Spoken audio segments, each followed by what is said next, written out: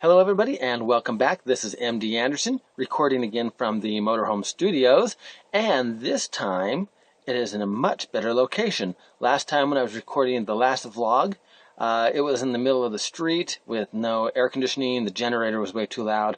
Now it's underneath a covered canopy and shaded by big trees, and now it actually gets cool in here even when it's pushing 118 degrees. But today, we are going over step 7 of the goal process that is written in the Dragonize Your Dragonize book. And this step is work. Get to work. This step, most people either skip steps 1 through 6 and begin with step 7, where they didn't do any research, any study, any preparing. They just said, hey, let's go do this and go. And then they wonder why they find themselves in trouble, because they didn't know what they were really doing. For those of you who are anxious and ambitious, good for you, but do not skip steps 1 through 6, because that might be costly.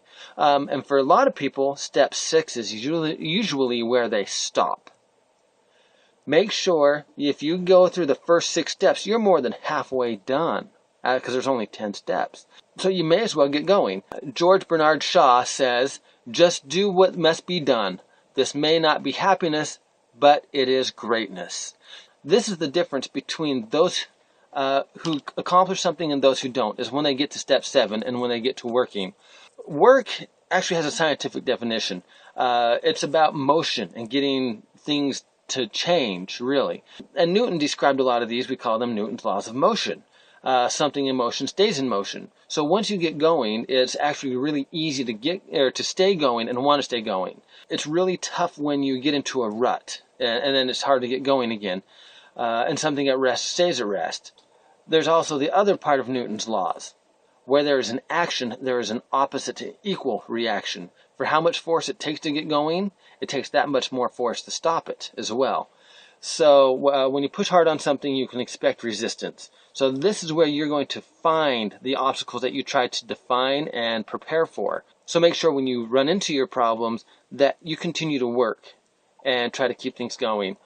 First thing you need to do, now that you have done your study, research, prepared, and learned how to implement this in the best strategy, start on a mental note. Even though it's all physical, mostly from this point forward, make sure you start with a clear mind. You know your process of action. You are going to run into obstacles regardless, and knowing your options is the best thing to do. So when you hit a situation, you don't have to stop, pause, think, try to figure it out from there. You're going to have to do that enough as it is. As soon as I get up and get going, I expect to run into problems. It's life, and you've got to commit yourself to the goal. If you don't commit yourself to the goal, the second you hit that first obstacle, you're going to quit. You're done. If you didn't prepare to know how to get around this, you're going to stop. You're going to say, well, there's no point. It was too hard. It wasn't fun. It wasn't really what I wanted.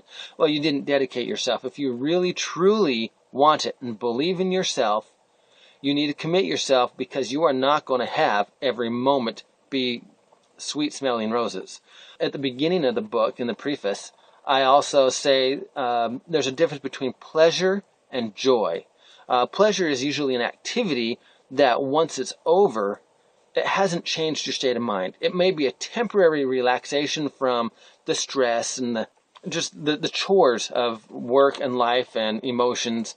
So it is good to get out there and have pleasures. Get out there, relax, release yourself, allow yourself to rejuvenate, so that when you do get back to work, you can grind your mind a little bit harder to getting stuff done that you need to. And then there's joy. Joy is, you don't have to have fun to be happy. Because if your goal is that hard, then you're going to have to work that much harder to get through it. And because you are progressing, regardless of how hard it is, you're going to have joy. And you're going to be able to say, I did this. I accomplished something that was very difficult. And that is joy, regardless of the hard part of it. Versus pleasure, as soon as it gets hard, you're done. You expire. Over. So you're ready to move on at that point. You've done as much study, research, learning, and preparing as you can within your time constraints. And it's time to get going. You need to put urgency into doing it. So if you've gotten this far, do it. And if you're going to do it, you may as well do it right. Because, again, if time constraints are your problem, then make sure you do it right. Otherwise, you're going to do it twice or more. And if you knew better, the worst thing to do is to make a mistake and fix a mistake that you knew how to avoid. It's very annoying. And then you may as well do it right now. That's all you have. You don't know about tomorrow, and yesterday's gone. So all you have is right now to go out and get it done. So do it right now. Through the whole thing, you've got to remain positive, focused, and determined. Thomas Edison, perfect example, says, I have not failed, I have found 10,000 ways that won't work. So yeah, you are going to run into your problems, as I said. Fear. You are going to run into moments where you might be totally scared. This book was originally written for the gymnasts, and coming from the gymnastics experience of things, a lot of these little kids were doing skills where they were flipping upside down, backwards, and rotating all at the same time.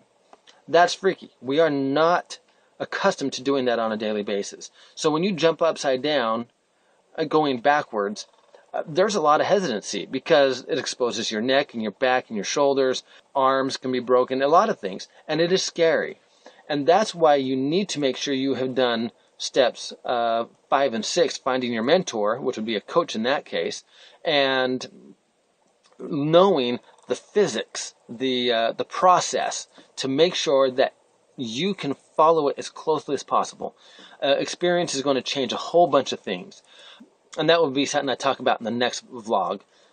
There is risk. When you go out there to try something, yeah, you might succeed, you just might fail.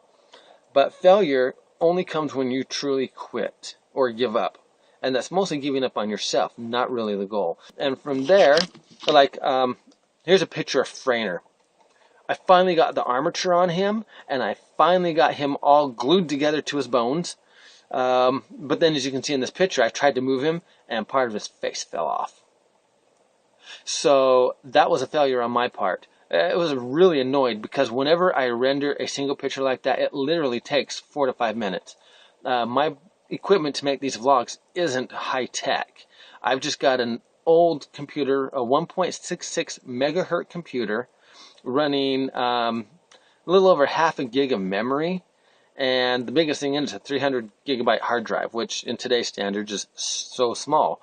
And I'm actually recording this off of my HTC One telephone, or cell phone. So that's the high-tech equipment I have. I run Ubuntu and Kdenlive to put this video together and do the editing. It's all free. From Ubuntu is free. I paid $150 for the computer. Okay, the phone, yeah, I splurge on because it's... I just got a beep from my phone. So as soon as I'm done recording, I'll see who it was. But for now, back to you guys. So I ran into a lot of obstacles just to start these vlogs. I have a USB microphone and it's not working. It's really starting to annoy me. So I am going back with the experience and trying to research and study, get on some of these other blogs to find out what can I do to get it done. And so Frainer, I have to go back, and I literally spent about 2.5 hours just watching Blender tutorials today, trying to figure out how to get this done, and I still haven't figured it out. But I am determined to, and hopefully next week I will be able to start out Frainer. I just watched the 4th of July show this week as well, and I want to watch him flying in front of the fireworks that I recorded on my cell phone. So in the meantime, get to work. And then next week I'll be excited to talk a little bit more about Step 8. And unless you've read the book, I'm just going to keep it a secret from you for now. So I wish you all the best. Please send me your goals, your experiences. I would really be interested to hear how things are going for you guys as well. I might be able to share those in some of my vlogs and the success stories or failure stories of implemented attempts and how people have worked to try to overcome their own failures as well to become successful. I'd rather fail than wonder. So in the meantime, get out there and work, make your successes, make your failures, and overcome those failures, and I will see you next week.